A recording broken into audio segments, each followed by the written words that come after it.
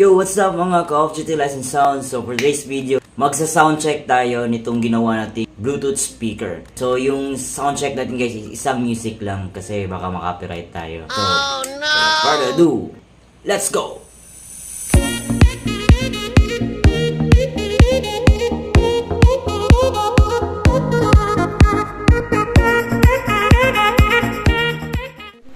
Ayan guys, so isa-soundcheck na natin itong ating Bluetooth speaker.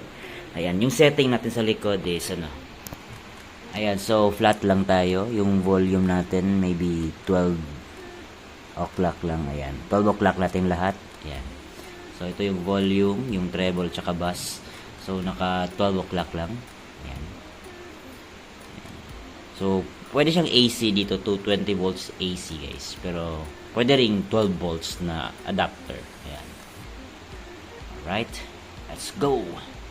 Ayun guys, so yung gagamitin lang natin na music, itong Let the Bass Kick Battle Mix by Christian DJ Naive. Ibaliktad. DJ Christian Naive, ayan. So yung volume natin guys, siguro mga, lagay lang natin sa 80%. Uy, sumobra.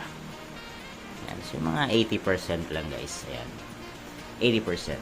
Tapos yung sa likod is naka unity gain, naka 12 o'clock lang. So, gamit na kayo ng headphones guys para mas malinaw sa pandinig. Ayan. So, let's go!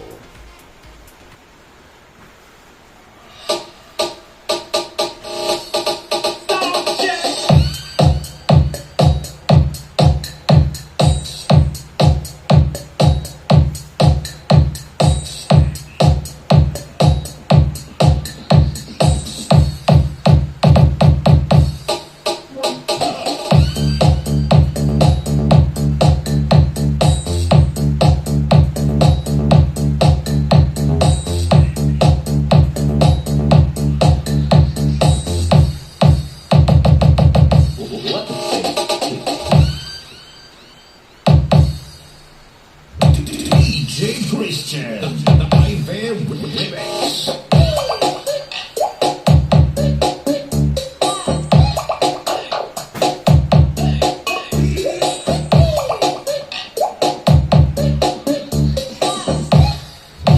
Basta Ivan, the best.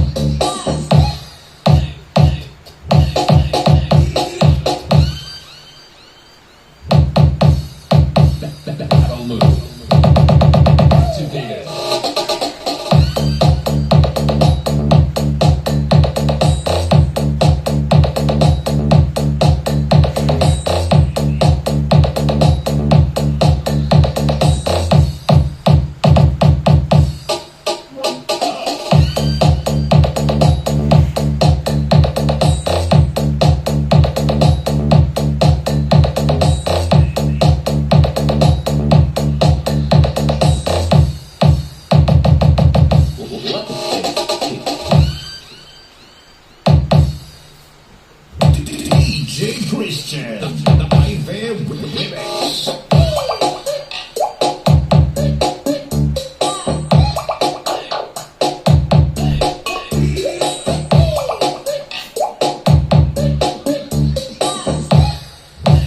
Basta Ivan, the best.